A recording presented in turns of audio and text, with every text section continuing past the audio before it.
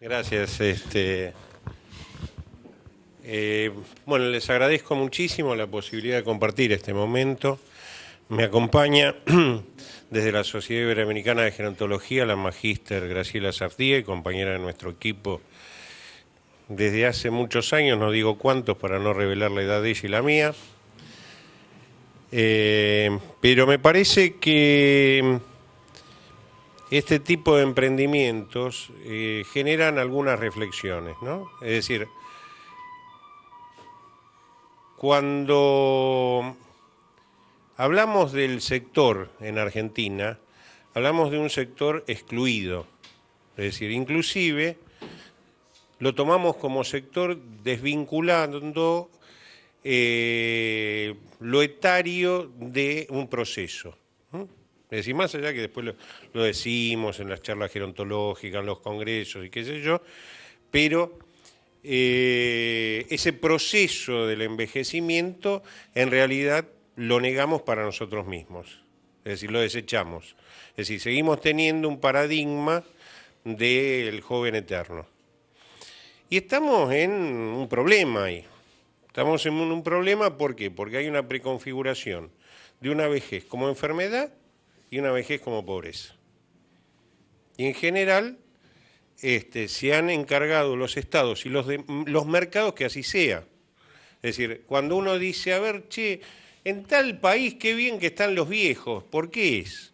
Porque son más respetuosos los españoles y los italianos que los argentinos, que somos una mezcla de italianos y españoles. Que por ejemplo recibimos la inteligencia de los españoles y la valentía de los italianos. Pero, ¿a qué estamos apuntando?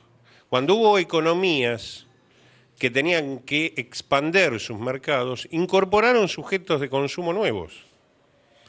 Y el adulto mayor es un sujeto de consumo fenomenal, dispone tiempo. ¿Qué había que agregarle? Plata en el bolsillo y salud en el cuerpo. Cuando comentaba con el arquitecto, hace un minuto, cuando los mercados se expandían en Europa, cuando por ejemplo se hacía la conversión de las distintas monedas al euro en el 2002, el gran protagonista fue el adulto mayor.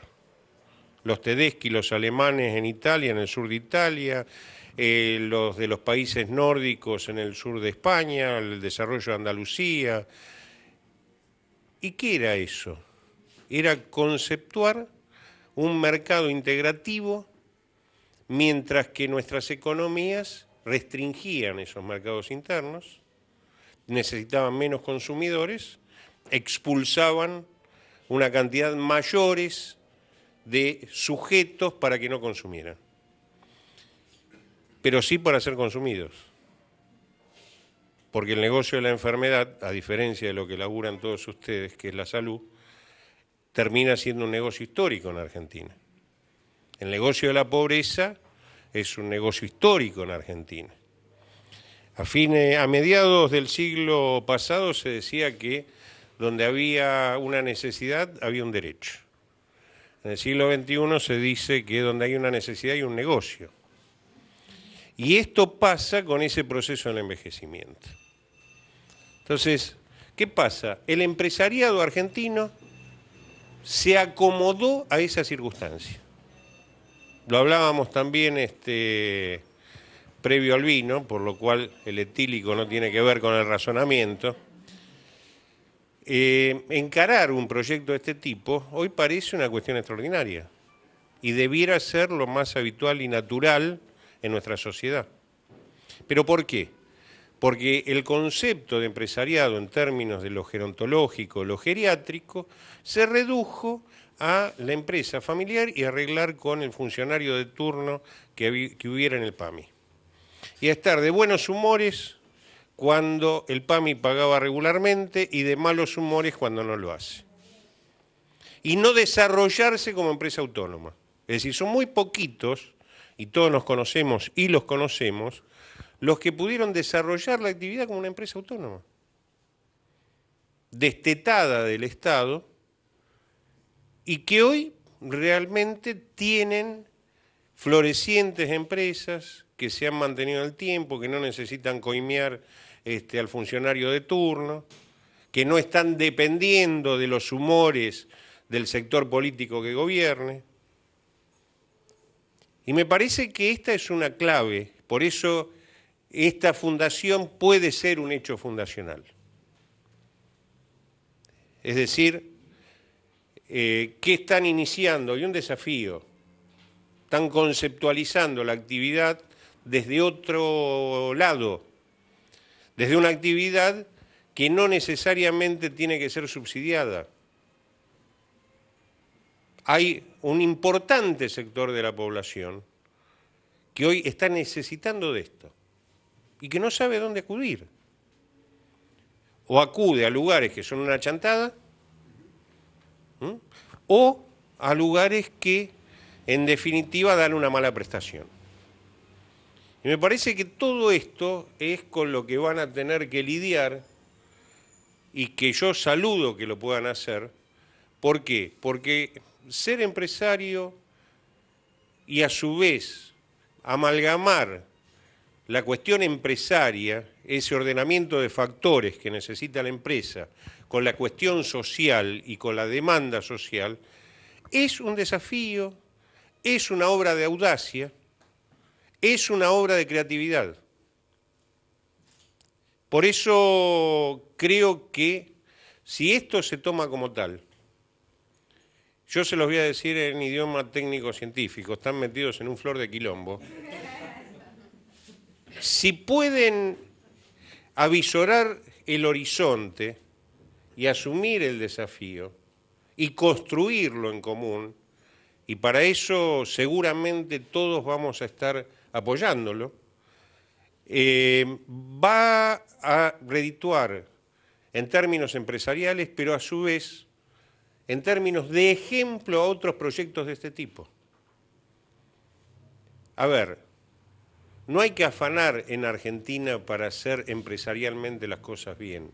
No hay que depender del Estado o del funcionario de turno para hacer las cosas bien. Se pueden hacer con creatividad, se puede hacer con seriedad, se puede hacer con tesón y con algo que decía Roberto Art, con prepotencia del trabajo. Hay que estar, hay que reproducir la experiencia, hay que generar una fuente de publicidad que son los casos bien tratados. A veces dicen, no, che, mirá los medios, Clarín, ahora que están de moda todas estas boludeces, perdón por el término científico nuevamente utilizado.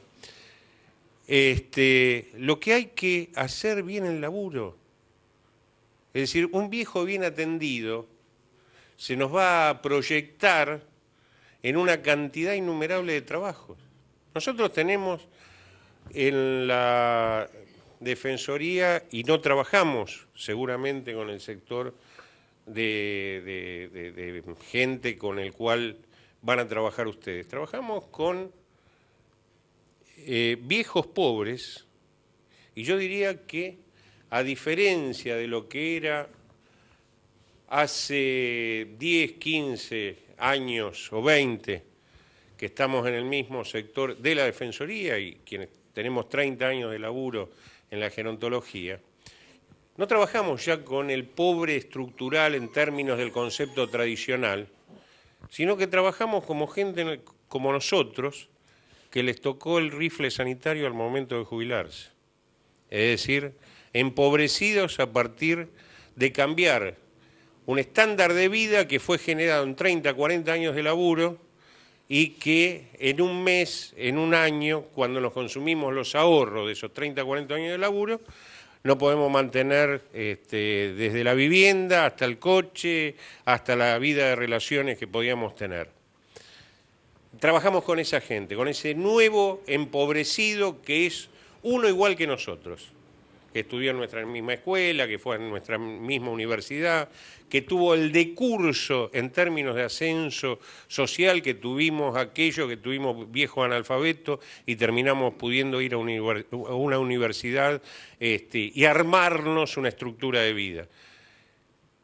Es decir, ese empobrecido también tiene sus necesidades y también tiene que ser contemplado seriamente como hoy no lo es, porque quien pueda suponer que alguien de los 4,5 millones que ganan 1.800 pesos puede vivir es un hijo de puta.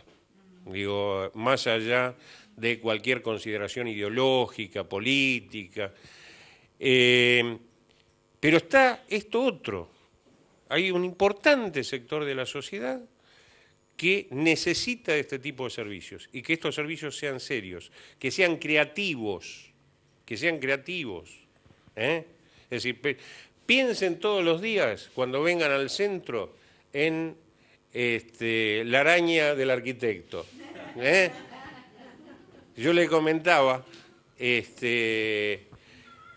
laburamos hace muchos años con el centro de diseño del INTI y los primeros conatos de buscar qué hacer en términos de diseño para la tercera edad es ver cómo hacemos una silla de rueda mejor o cómo hacer un bastón mejor. Y yo digo, no, muchachos, veamos cómo hacer un hotel alojamiento donde la persona de 70, 80 años esté más cómoda. ¿Por qué? Porque lo que tienen que hacer estos centros es apuntar a la vida, recrear deseo. Y esto es lo que los va a hacer florecientes en términos del proyecto empresarial y en términos del ejemplo que socialmente se puede dar. Así que les agradezco el honor que me han permitido compartir con ustedes.